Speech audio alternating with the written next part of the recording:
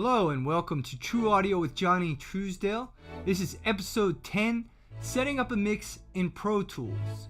So basically, this is how to get organized when you receive a mix from someone else, or you go from recording mode into mix mode, and things that you can do to help keep each session the same when you first start off, so that you don't have to worry about finding things, etc., etc. So I'm going to show you a couple things. Without further ado, here's episode 10.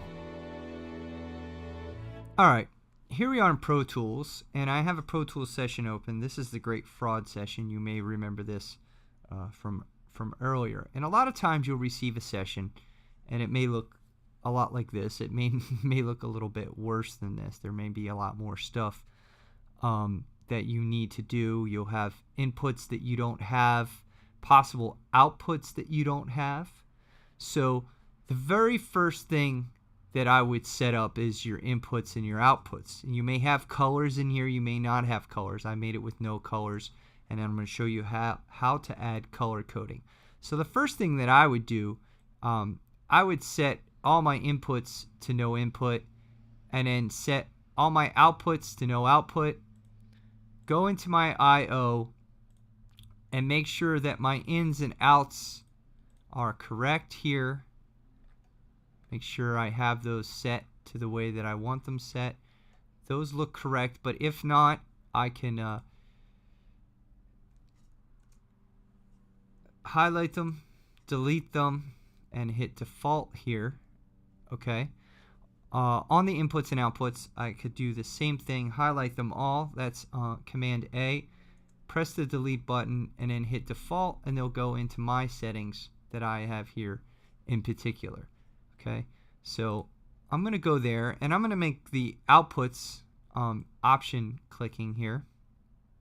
My outputs, all my monitor output, because we're going to I'm pretending I'm mixing in the box, but you could do anything. You could set your outputs to your analog summing. Some of you may want to put a master fader in there. I don't put a master fader. I'll put a master fader while I'm starting the mix, but I will bus it over at the end of the mix, or I'll bus it over while I'm doing it, and I'll show you that in a few here. So the first things first is I get that straightened out.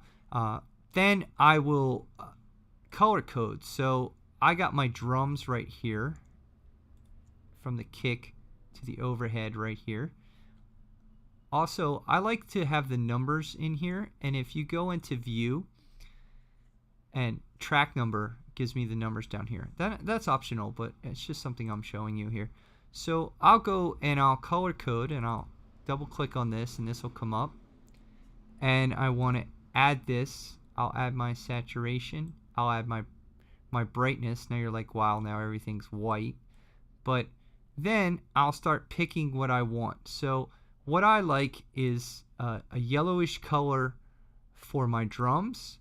I like a blue color for my bass. For my guitars, I like a green color. And for my vocals, I use pink. For keyboards, I tend to use a purplish thing, so piano, keys, synthesizers, things like that. That's just the color coding that I use. For auxes, like reverbs and stuff, I tend to use brown. For subgroups, I'll use a different color of the actual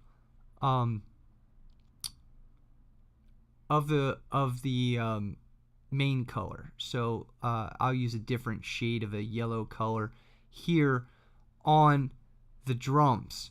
Let me take you to another thing up here in preferences. So set up preferences, and I go by track type and track color, and you should do this when you get started. And the reason that I'm telling you to do that is, if we look here, you'll see that it colored all of the edit window stuff and the mix window stuff. So they're the same colors, and I kind of like it like that. Again, that's optional, but I think it's really easy when I look at the mix window to see what instruments I'm on. And I'll use different shades of yellow for percussion and so forth and so on, and different shades of purple for pianos and keys, and different shades of pink type things for vocals, as well as guitars. I'll do the same thing. So I don't always use the exact same shade. Okay. I also like to add my inserts. I like one set of sends, and I like my I/O in my edit window. Again, that's optional if you want to do that. I like to do that as well. Now, going back to here, I want to create some groups. So the first thing I'll do is I'll create my drum group here, and this is Command G to create a drum group, and I'll just call this drums. You can have a mix and edit, or mix or edit, or mix and edit. I do mix and edit. This is a Pro Tools HD, so I tend to follow globals, and then I make my settings in globals right here. So this enables me to do certain things while mixing, and pull down all the faders and so forth and so on. Okay, I'll do the same thing with guitars. I don't really need to make a drum group. I mean a bass group or a vocal group, because I don't have extra vocals. But if I did, I might make a background vocal group or so forth and so on. So I'll make those, and then after that, I make sure, one of the things that I want you to make sure that you check here, you go to options and uncheck Prefader metering. Prefader metering is preferred for tracking, so it's gonna if you turn down your faders won't change at all. Let me show you this real quick here. So I'm gonna click the all group. I'm gonna turn everything down since I don't have it mixed. I don't want it blasting off here. And now let me show you. I'm gonna show you Prefader metering first. You should never trust the gypsy. We're only gonna tell you lies. Now, did you see when I turned down the drums that the faders still kept going? Well, that's what Prefader metering does. If I turn off Prefader metering, you should never trust the gypsy. We're only gonna tell you. The faders, when they went down, the meters went down as well. Okay, so that's another thing.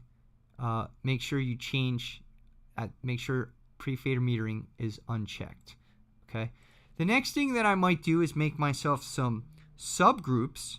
So I'll make myself a new track, a new audio track, stereo audio track, and I'll call this my drums group. Always name your tracks too as well. And if anything is misnamed, find out what it is and name it.